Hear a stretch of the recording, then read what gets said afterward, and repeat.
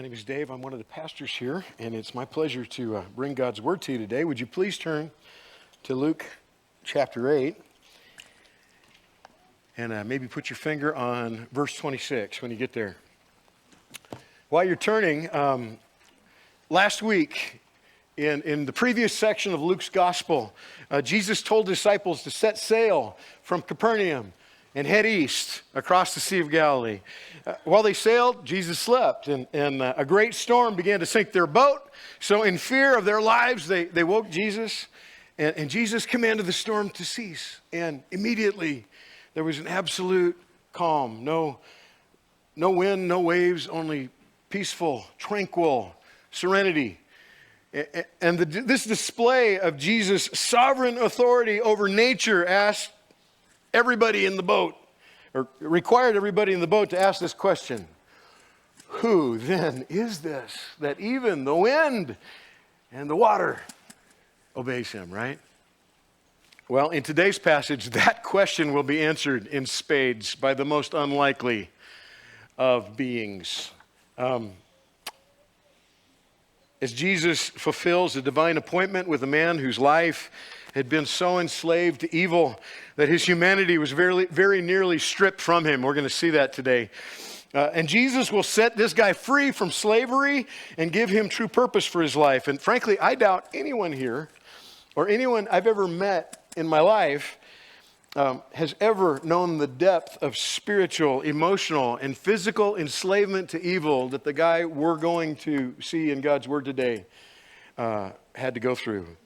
What he had experienced was extraordinary, and Jesus sets him free. He restores everything that satanic oppression has stolen from him and gives his life a purpose that will last a lifetime. And in today's text, this worst-case scenario should serve to comfort us all. Why? Because the fact that since Jesus has the power to free someone from the darkest bondage imaginable means that Jesus has the power to free us from any kind of slavery, any kind. Christ is mighty to save, and that brings us to the main point of today's passage. Here it is. Christ can set you free from any bondage. Christ can set you free from any bondage. If you're able, please stand in honor of the reading of God's Word. We're going to start in Luke 8:26 and read through to 39. Luke 8:26. Then they, Jesus and his disciples, sailed to the country of the Gerasenes, which is opposite Galilee. When Jesus who stepped out on land, there met him a man from the city who had demons. For a long time he had worn no clothes, and he'd not lived in a house but among the tombs. When he saw Jesus, he cried out and fell down before him and said with a loud voice, "What have you to do with me, Jesus, Son of the Most High God? I beg you, do not torment me." For he had commanded the unclean spirit to come out of the man. For many a time it had seized him.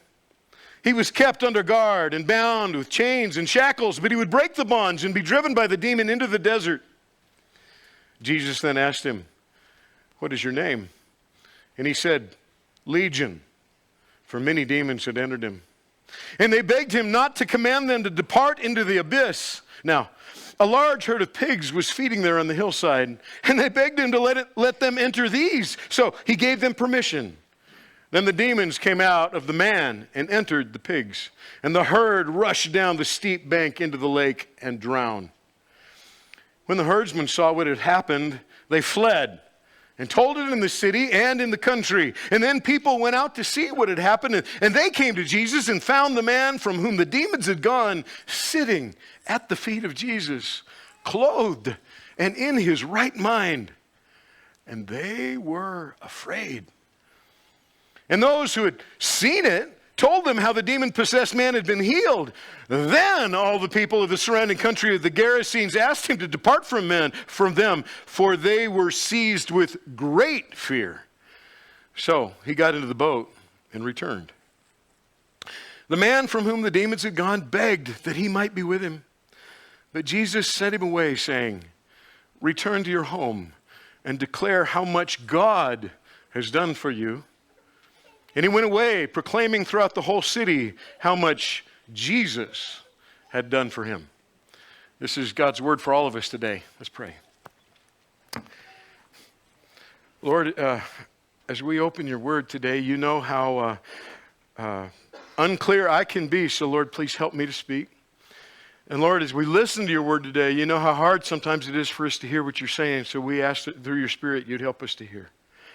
I pray that we would see your Son, that we would be caused to glorify him, to be amazed by him, to desire to sit at his feet and follow him with our lives. And I pray that each one of us would recognize that whatever binds us in whatever way, Jesus is more than powerful enough to set us free. Pray that in Jesus' name. Amen. Please be seated. So Jesus and his disciples are traveling from the northeast corner of the Sea of Galilee, and they're heading east towards the eastern shore. And Jesus goes there primarily with one purpose in mind: to save a man from the greatest spiritual, emotional, and physical bondage imaginable. Jesus is on a rescue to save this guy. Why? Because the man is, and here's my first point, he's helpless and hopeless. That's what the text tells us, starting in verse 26. So they sailed to the country of the Gerasenes, which is opposite Galilee. It just means it's on the other side, right? Historians generally agree that the country of the Gerasenes refers to the area around an ancient town known as Gerasa, which today is known as Kursi. It's about a third of the way down on the eastern shore of the Sea of Galilee.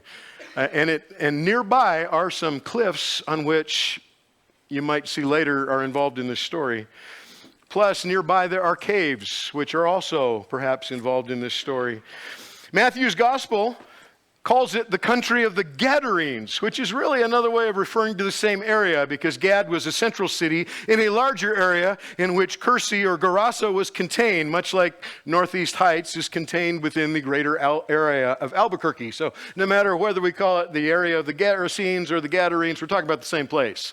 They're pulling up on the eastern shore of the Sea of Galilee near a town. So Mark 5:2 tells us that immediately after Jesus stepped out of the boat, a man with an unclean spirit appeared. And by the way, this area is a Gentile area. They've left Jewish territory, and part of the way we know that's they're raising enormous herds of pigs, right? And Jews wouldn't do that. So Matthew's gospel tells us that there are not just one, but two demon-possessed men that come out to see Jesus. But Luke and Mark focus on one in particular. Why? Because we're going to see the transformation that Jesus works in his life. So the Holy Spirit moves Luke and Mark to focus on just this one guy so that we might understand the deep tragedy that he had been living and how Jesus would change that tragedy into newness of life. So verse 27, when Jesus had stepped out on land, there met him a man from the city who had demons. For a long time he'd worn no clothes, and he had not lived in a house but among the tombs. So the man was originally from the city, presumably Gerasa, but he hadn't been home in a long, long time. Demons, more than one, notice the plural, had taken him captive. They had so overridden his humanity that he was living like an animal, right? Not even wearing clothing anymore. And like a wild dog hunkering down in the den, he was living in the nearby tombs, probably the caves that were used for tombs. Imagine every night shivering in the cold. Horrible. His demonic tormentors seemed bent on erasing the very image of God within him. Genesis 1:27 tells us that all of us, every human being, is created with God's image. But here, Satan's kind are trying to just remove the very stamp of God from his life by dehumanizing him, to reduce him to animalistic savagery by inflicting constant suffering on his mind and body. And Mark tells us that, quote, night and day among the tombs and on the mountains, he was always crying out and cutting himself with stones. His personhood, his very self-will had been overridden by his demonic captors. He was trapped, helpless, and hopeless within his own skin. Imagine that. Dominated by alien evil wills intent on his slow destruction, and his body bore the marks of self-inflicted wounds to which the unclean spirits had driven him. His life was literally a living death, making his home among the already dead, right? Unclean spirits forcing him into unclean places and making him increasingly unclean in the process. It's hard to imagine something more tragic than what this guy's living. He was totally without hope for himself, and he had no hope in anyone else that he knew of, but Jesus knew he was there. And that's why Jesus got out of the boat right where they would meet. This is the sole purpose for Jesus coming here. Matthew tells us that this possessed man, quote, was so fierce that no one could pass that way. Matthew 8:28. And so it may be that the demons had him on high alert for anybody pulling up on the shore, and that when he saw the boat, the demons drive him toward it with the intent of terrorizing whoever comes out of the boat. But it seems like the demons were kind of surprised by who they met. Because it says, when he saw Jesus, he cried out and fell down before him. And by the way, please note this. It seems throughout this entire passage, it's always the demons speaking. In fact, it sounds like it's one demon speaking for all the demons. The man is not in control even of his own mouth, right? When he saw Jesus, he cried out and fell down before him. By the way, when it says cried out, it doesn't say what he cried out. Ah! Think about it. Well, we'll think about it more in a minute. He cried out and fell down before him and said with a loud voice, "What have you to do with me, Jesus, Son of the Most High God? I beg you, do not torment me." See, that's not the man speaking. Demons are angels who followed Satan in rebellion against God. And as former residents of heaven, they know who Jesus is. And just as this single demon who possessed the man in the synagogue in chapter 4, remember him? He cried out, "I know who you are. You are the Holy One of God." The many demons who invaded the life of the man in today's passage identify Jesus rightly as Son of the Most High God. And ironically, the words of these unclean spirits answer the very question that the disciples were asking on the boat trip over. Who is this? There's your answer. Son of God Most High. Jesus was and is the Son of God Most High. As far back as you can go into eternity past, Jesus was with God the Father in loving relationship, possessing all the attributes that the Father possesses of full divinity, having the same perfections as God the Father. See John 1 and 2. He was the one through whom the Father created all things, John 1:3, including the angels. Colossians 1:16 says that for by him all things were created, things in heaven and on earth, visible and invisible, whether thrones or dominions or rulers or authorities, all things were created through him and for him. Jesus, God the Son, limitless in power, creator of all things, for whom all things exist, Hebrews 2:10, took on flesh and became truly human. John 1:14, having given up none of his divinity. That was who the demons saw on the beach that day. No wonder they cried out and fell at his feet, right? They knew they were in trouble. So when this demon-dominated man comes running toward the boat and the demons see Christ through his eyes, they recognize the one against whom they rebelled. And it was promised their ultimate demise. We'll see that in a minute. So they caused the man to cry out, I assume in shock and fear, and to fall down prostrate before Jesus in an appeal for mercy. So verse 28 again, when he saw Jesus, he cried out and fell down before him and said with a loud voice, "What have you to do with me, Jesus, Son of the Most High God? I beg you, do not torment me." What have you to do with me? Literally in the Greek, it's what to me and to you. It's actually translating a Hebrew idiom, which doesn't come into English real well. It means something like, what do we have in common, Jesus? Or what do we have to do with one another, Jesus? Or more likely in this case, let me alone. And notice the fear implied when he says, I beg you, do not torment me. What does he believe Jesus has the power to do?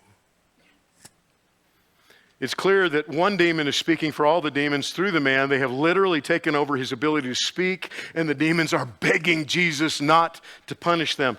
The word translated torment here refers to God's penal judgment on Satan and his kind, and God has set a day in which that judgment will come, and they know that day is coming. It's inevitable. Why? Because Matthew adds that they also said, have you come here to torment us before the time? Before the time? You mean there's a time that's been scheduled by God in which they will receive justice? Yeah. It's clear that they're deathly afraid that Jesus is going to bring the hammer down on them early, before God's decreed time. Jumping ahead to verse 31, the demons beg Jesus not to cast them into the abyss, the abyssos in Greek.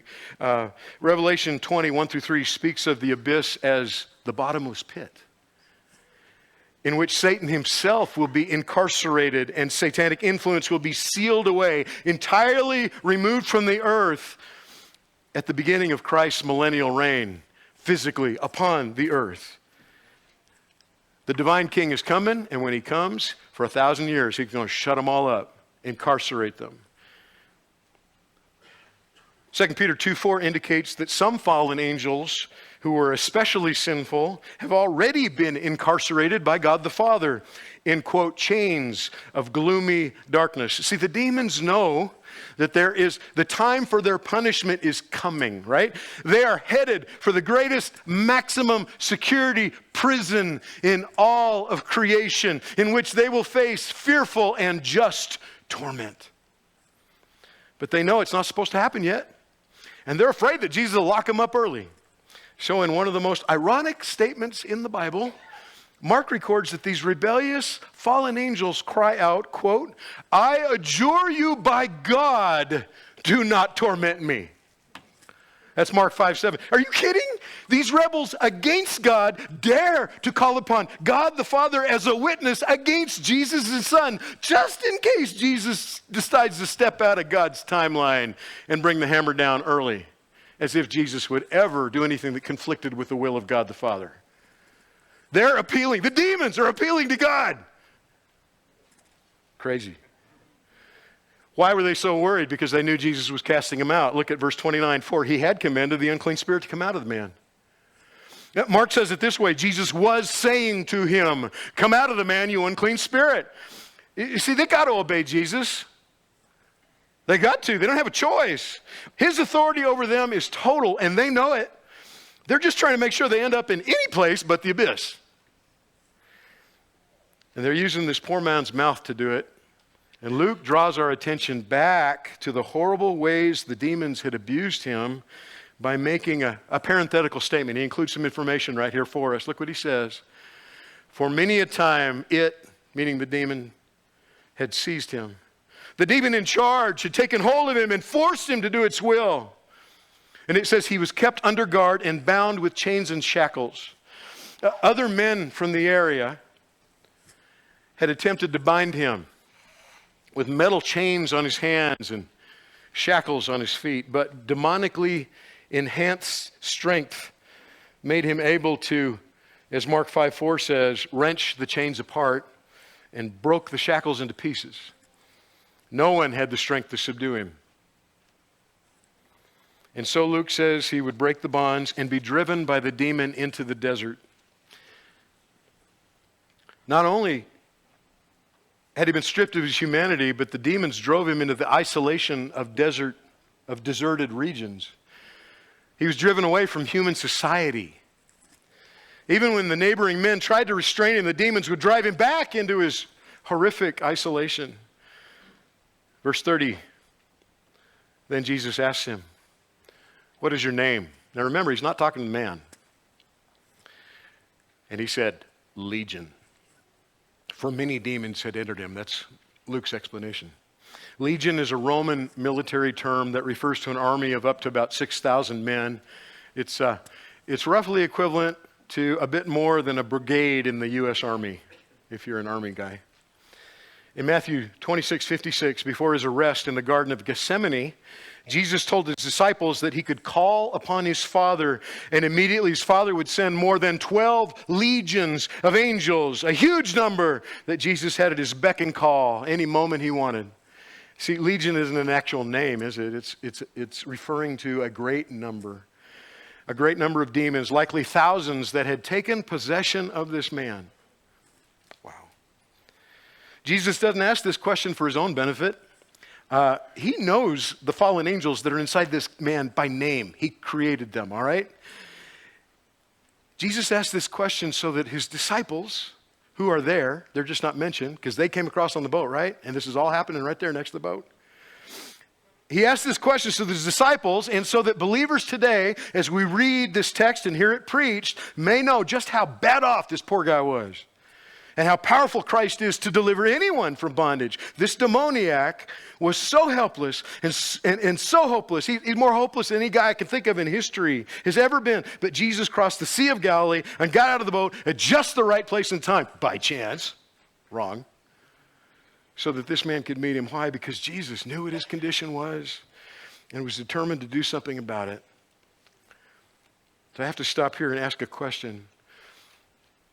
Are you sometimes tempted to think that no one could possibly understand the struggle you're facing? That you're the only one? Let me assure you, Jesus knows. He understands. He made you. This story is recorded in Luke's gospel so that you and I might know that Christ can free you from any bondage you face. Any bondage.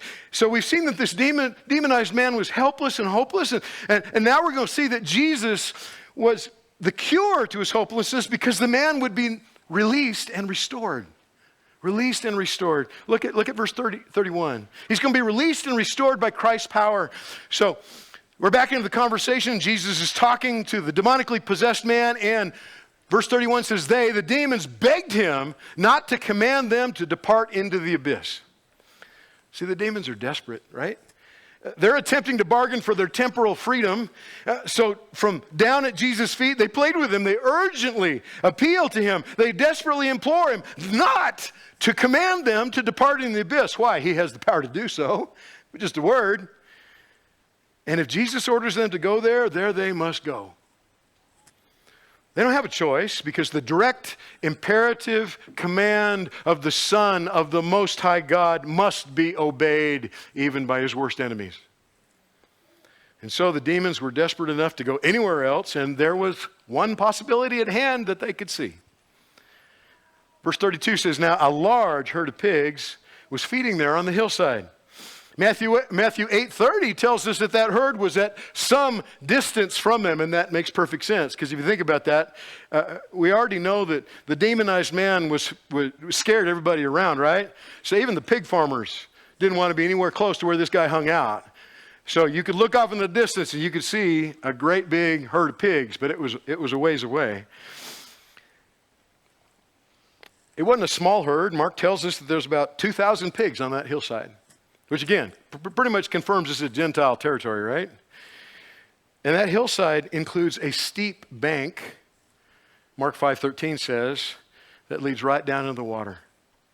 So, since so many pigs were being raised in this area, it seems reasonable to me, logically speaking, that demons don't like to inhabit pigs, because there were 2,000 pigs available.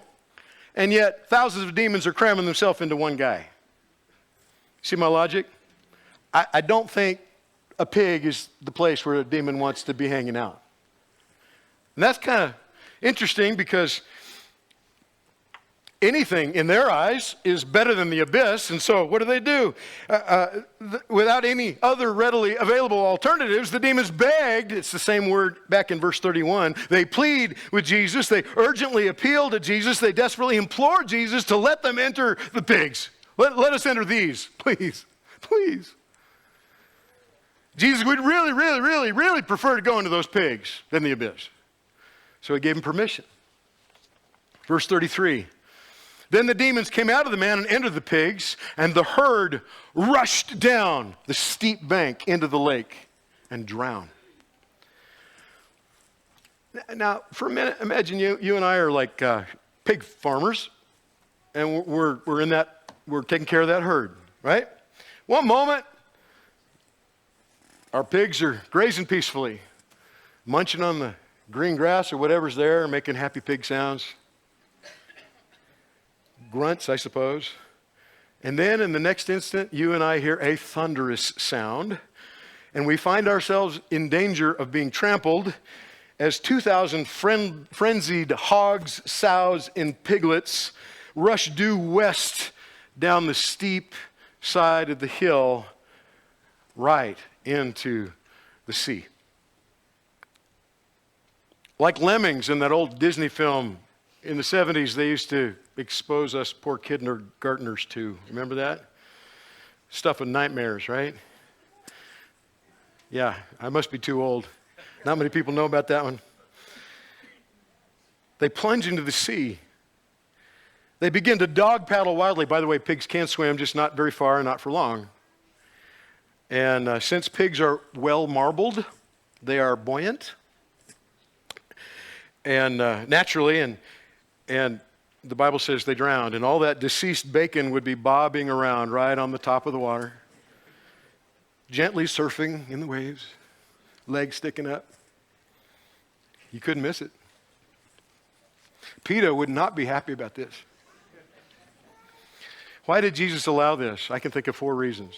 4 reasons. First, to show that one human being is so much more valuable than 1,000 pigs. One human being who's created in the image of God is therefore priceless in God's eyes. See Matthew 10:31. Jesus says so. Second, Jesus allowed this so that all present, including those of us studying this gospel today, would have empirical proof of the great number of demons that had taken up residence in this man's body. He wasn't just suffering from some mental condition. He didn't have some chemical imbalance. He just didn't need a little medication. Oh no. Hostile spiritual forces had overcome his humanity. Third, by demonstrating the great number of demons that had invaded this man's person, Jesus would also demonstrate the overwhelming greatness of his power over them. And the fourth reason I can think of, in doing so, Jesus, as creator, would demonstrate his right to do with his creation whatever he wished, and thereby give us a further glimpse of his glory, because glorifying our triune God is the highest priority in all of creation. Now, as you can imagine, this whole event made a tremendous impression on the pig herders. Verse 34, when the herdsmen saw what happened, they fled. They took flight. They ran away, and the implication is because they didn't feel safe at all.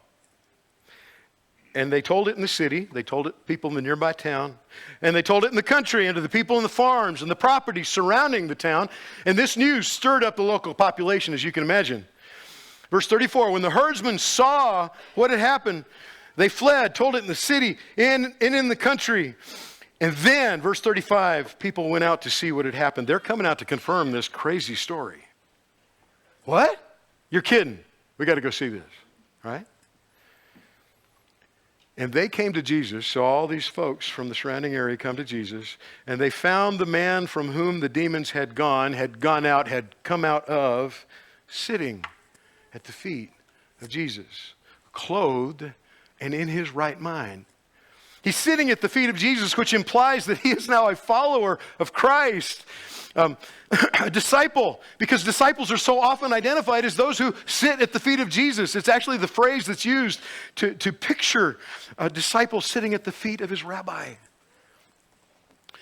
They found him sitting at the feet of Jesus, clothed. He's dressed, perhaps in an outer garment given to him by Christ or one of the disciples. And he's now sane. He's able to think clearly for the first time in forever. Jesus has restored his humanity to him.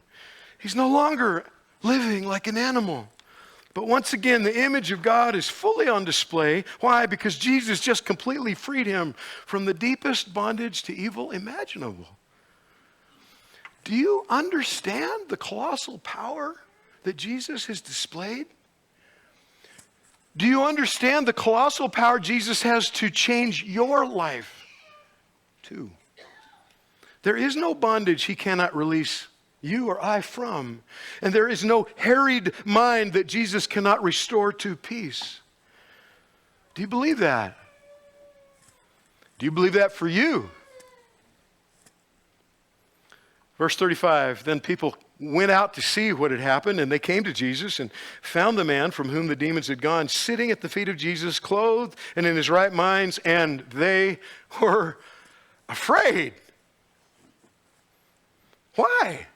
Why are they afraid? The demons and the danger that they represented in this man are gone. Why are they afraid? Well, the context indicates they're afraid of Jesus. They're fearful of Jesus. Everyone knew about the demoniac, that he couldn't be restrained, that he broke the chains and shackles with his bare hand, and they'd avoided the area of the tombs in great fear of him for a long time. But now, with the evidence of the great number of demonic forces that Jesus single-handedly defeated, bobbing by the thousands in the water nearby, they began to recognize that Jesus was immensely powerful. And they began to fear him. And then the pig herders kick in and began to replay the scene. Look at verse 36. And those who had seen it, the pig herders, told them how the demon-possessed man had been healed. And Mark adds that they also described what happened to the pigs, as if anybody couldn't tell. Mark 5:16 says so. Then verse 37, then, so after the pig herders had rehashed the story, then all the people of the surrounding country of the Gerasenes asked him to depart from them. Why? For they were seized with great fear. As the details of what happened were repeated and the picture of the recent events began to crystallize in their mind, their fear increased. The initial fear of Jesus became, the Greek says, a megalo fear, a mega fear. Fear that the Bible says seized them. Interesting.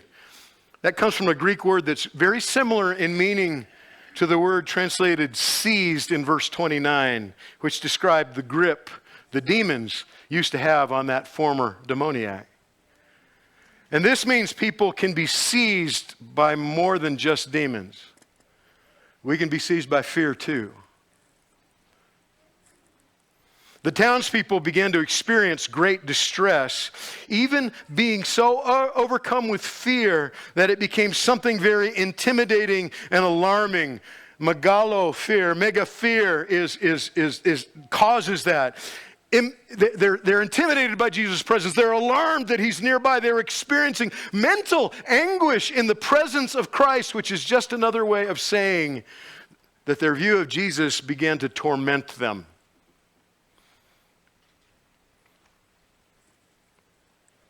It caused them existential pain to be in Jesus' presence. Ironically, hearing how Jesus freed a man from bondage to thousands of tormenting demons and seeing the greatness of his power through the evidence of the dead pigs didn't cause them to praise Jesus or to celebrate the return of their townsman from a living death, but instead it left them in bondage to fear. And that fear of Jesus' presence began to torment them. The guy that was bound and tormented is free, and now they're bound and tormented in the presence of the man who set him free. Wow. There's more than one kind of bondage that can bind people. There's more than one kind of torment we can experience. Neither bondage nor torment require demonic activity. Deep fear can cause both all on its own. So because of fear, they couldn't grasp the grace that had motivated the miracle. They couldn't appreciate the great value of their townsman's restored life. They weren't compelled by the revealed truth around them to bow the knee to Jesus in thankfulness and awe at his saving power, or to appreciate his heart to rescue enslaved humanity. No. Instead, they could only think of one thing. He's got to leave. We got to get him out of here. His presence causes us great fear. So they asked him to depart, and he did. How very sad. They themselves were now bound. Their thinking was no longer sound because of fear. And the one who could set them free from all fear and bring them to a sound mind was standing right beside them, but they didn't want any part of him. So they asked him to leave. They dismissed the author of life, and life left. Certainly the demons recognized Jesus as the Son of God Most High, and now the delivered man recognizes Jesus as deliverer. Jesus had changed his life from helpless and hopeless by releasing him from spiritual bondage and restoring him to full health and humanity. But everyone else didn't want to have anything to do with Jesus. And at their request, they asked him to leave.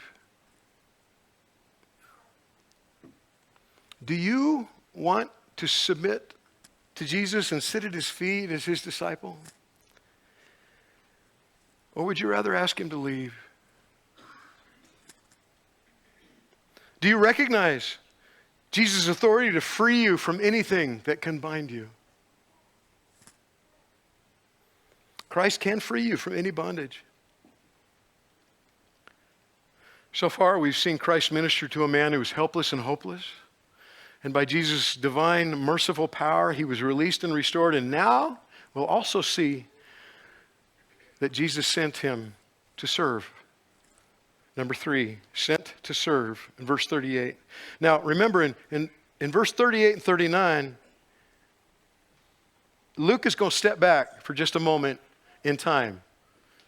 He's going to go back in time just for a moment to before Jesus pushes off in the boat and heads to Capernaum. Verse 38 says, the man from whom the demons had gone begged that he might be with them. He begged that he might be able to stay with Jesus.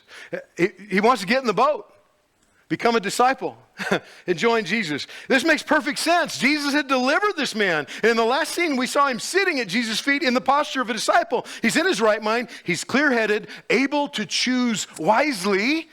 And what is the wisest choice? Jesus, I want to be with you, right? And even though he probably hasn't seen those dear to him in a very long time, he wants nothing more than to join the disciples and jump in the boat and become a full-time follower of Christ. His clear head led him to choose Christ and set his priorities on Christ. Now, I'll be honest with you, putting all the evidence together, I come to one firm conclusion. Not only was this man delivered from demonic oppression, but he was also saved from the penalty of his sin. Why? Because the word translated healed in verse 36 can also be translated saved. It comes from the same root. And from all practical appearances, this man had come to faith in Christ. And he wanted to be near Christ above all. But Jesus sent him away. Look at verse 39. Jesus sent him away saying, return to your home and declare how much God has done for you. Give a detailed account to the folks from your hometown how much God has done for you. And it says he went away proclaiming throughout the whole city how much Jesus had done for him. He went away in obedience to Christ, proclaiming. That word pictures a herald proclaiming the message of his king, proclaiming throughout the whole city how much Jesus had done for him. See, Jesus gave this man a new identity as his ambassador. He gave the man a new purpose to share the gospel truth about Jesus, and every believer is called to the same purpose. Because we're all ambassadors who carry the message of salvation to those who don't know him. But I want you to see it's critical that we notice Luke parallels two things to make a point. Luke has recorded a parallel for us. Here it is. Jesus commanded the man to declare how much God had done for him. And the man then proclaimed how much Jesus had done for him. What is he saying? Jesus is God. It's the very thing the whole book of Luke has been pointing to all along. Jesus is God. He is the divine Son of God Most High, the Son sent by God the Father to save sinners from God's wrath for their sins. And to accomplish the Father's will, Jesus had to take on a true human nature and live in perfect obedience to God's law, obeying every command that we wouldn't, positively doing everything that the law says to do and not doing everything the law says not to do. His positive and his negative obedience was complete and perfect. He fulfilled the law which you and I have broken repeatedly. The very definition of sin is law breaking. 1 John 3:4, and the Bible tells us that all of us have sinned. We've all broken God's law. Romans 3:23. We're all guilty before God. We're all subject to the just sentence of eternal wrath. The penalty God's justice demands is always proportional to the crime committed. And what's the sentence? Death. Eternal death in hell. Our sentence for sin is so severe because our sin is against the infinitely holy character of our God. We owe him our very breath. Yet with every sinful action we besmirch who he is. Our sin is an infinite sin against an infinitely righteous God, so we deserve an infinite sentence. And this is a cause for great terror when we recognize that we're sinners. Is it not? But Jesus, in his perfect righteousness, took the penalty for the sins of every human being who would ever reject their sinful life, trust in him alone for salvation, and confess him as sovereign Lord. His resurrection from the dead proved that his sacrifice was accepted, that it worked, that he actually did pay the price for his people, and that he has the power to give us eternal life through faith in him. That was the greatest gift the formerly demon-possessed man received that day. That was it, because that was an eternal gift. His forgiveness was an eternal gift that purchased his acceptance by God the Father. His sinfulness was exchanged for Christ's perfect righteousness, and he was adopted permanently into the family of God and became eternally secure by the persevering grace of God that would keep him until the day of his homecoming. Christ set him free from the cruelest bondage of all, bondage to sin. Romans 6:6 reminds us that all of us were or are enslaved to sin. Believers were enslaved to sin before they came to faith in Christ. Unbelievers are enslaved to Christ, or enslaved to sin, because they have not placed their faith in Christ. That is the human condition. And yet, through his death on the cross, Jesus sets us free. And Jesus himself said, if the Son sets you free, you'll be free indeed. Would you be free? Christ can free you from any bondage. So in an attempt to draw this to a useful close, let me call you to an immediate response. An immediate response to Jesus. Are you still in bondage to your sin? If you are, turn to Jesus in faith right now. Don't wait another moment. Jesus will free you if you give up your self-sovereignty for his. He is perfectly trustworthy. He has power to save you, and he's promised to save you if you will believe that God raised him from the dead and will publicly confess him as Savior and follow him as Lord. Are you still in bondage to your sin? Trust Jesus now. Are you in bondage to fear? Fear can enslave us too. Perhaps the fear of man has bound you. I know that one. Maybe it controls your life, because when we fear men, we give them the place that only God should have in our lives. And we begin to live for their approval and not God's, and that's idolatry. Instead, we must stand in awe of Christ and live to please the Father who sent him. Cast your fears on him. Give them to Christ, for he cares for you. Are you in bondage to fear? Cast that fear upon Christ and live for his pleasure.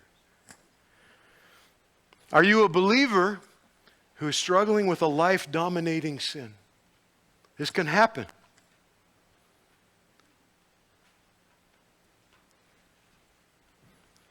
You know that Jesus has set you free from the power of sin, but you keep submitting yourself to something. You haven't been able to shake it. You feel the shame of the invisible chains you wear. Believer, confess your sin to God. and seek biblical counsel in how God teaches us to put off our old sin nature, how to put it to death, how to choose righteousness, how to put on our new Christ-like identity through the power of the Spirit. The war against sin is real in the life of every believer, but Jesus has assured us of victory. You need to learn how to fight and win by the grace of God in active dependence on the Spirit, in obedience to the Word. Purpose in your heart right now to seek out a mature fellow believer who can help you apply God's Word and hold you accountable to do so, and you can be free. Remember this, Christ can set you free from any bondage. Why? Jesus is so mighty to save. Let's pray.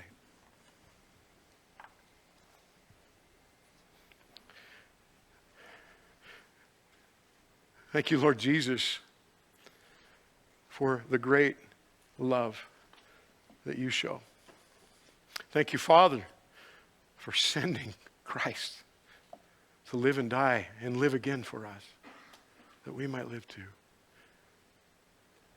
Praise you, Holy Spirit, who applies the work of Christ in the life of every child of God, draws us to Christ, opens our heart to Christ, gives us a heart to love him, grants us the gifts of repentance. Lord, I pray that we would apply the faith that is the gift that you give. I pray that you would set someone free from their bondage to sin today. I pray that you would bring a sinner into your family today, washed clean through the sacrifice of Christ. And I pray for every believer who's struggling, that they will turn to you and receive your word's wisdom and apply it through your power, that they might be free of whatever binds them. Thank you, Lord, that you work through simple preaching, the foolishness of preaching, and I know that your word will go and do that for which you sent it. And we just praise you for that. In Jesus' name, amen.